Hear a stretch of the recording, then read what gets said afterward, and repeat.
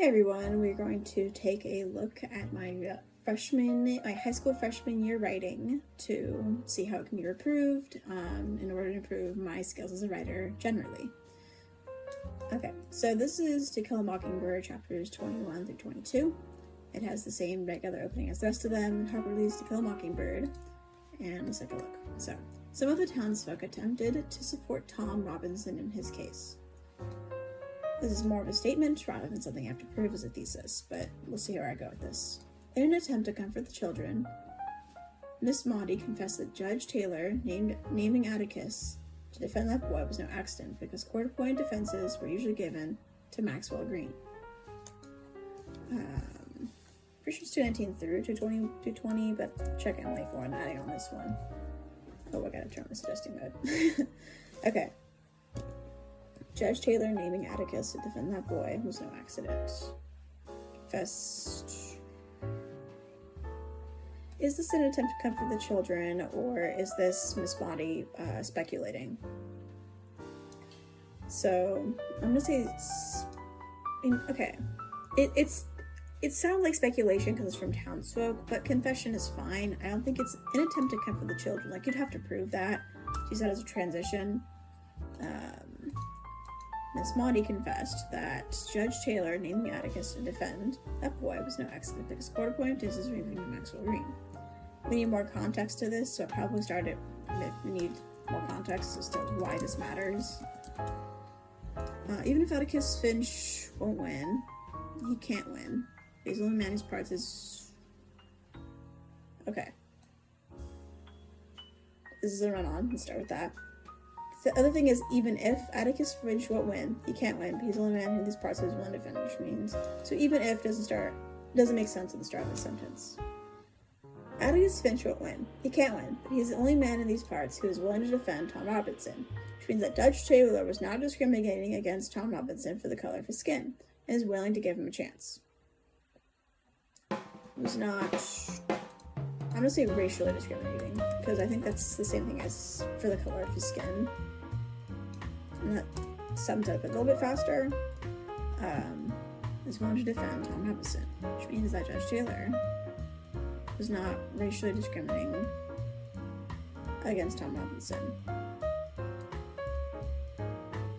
I think willing to give him a chance sounds a bit off. Like, it, and wanted to give him a fair trial is fine, but I don't think you need that for this supporting Tom Robinson and all that. Judge Taylor's small act of hope illustrates that even if Maycomb folks were not the best folks in the world, I have to put the comment inside the quotes, man, MLA, there are many of them that do support Tom Robinson. I think this paints an interesting picture, the statement here. Even if you aren't the best folk, there are still people who support Tom Robinson. I think whether they support someone in a case does not demonstrate their characterhood. I think they're may not be the best folks in the world. Illustrates. Also, this doesn't connect back to my thesis, I don't think enough. Illustrates that even if they weren't the best folks in the world, there are many of them. There are still people who want to support. I think it's like that. I think it's just saying, like, there are still people who want to support Tom Robinson. As Miss Stephanie wanted to know all of the details pertaining to Scout, Jem, Dill, and the trial, she is hushed by Miss Maudie with her inviting to eat cake that she got up at 5 to make. Okay, this was Miss Maudie's way of saying, as far as she was concerned, nothing had changed. So this is a statement taken from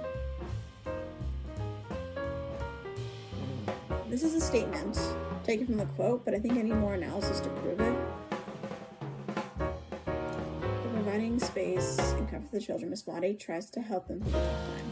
I think this is good. I think this is good analysis. And then all in all, the townsfolk's attempt to assist the difficulty with the trial in their own ways. I think this is a lot better than my like previous, the one I just recorded, 21-22. I think most of it is just run-on sentences as well as making some adjustments to analysis so it goes more in depth. But for freshman me, I think it's pretty good. Although, of course, I got to keep remembering to put the comma inside the quotes for MLA formatting. And I think that is all for Hidden Assistance. I actually think I would retitle this. Hidden Assistance, more like a quiet support. Because that's what this is. It's not just, they're not, assisting in anything. They're supporting them, And then, of course, you want to make sure your works cited is at the top of the page. And that's all from chapters 21-22. Thank you so much for watching. Peace.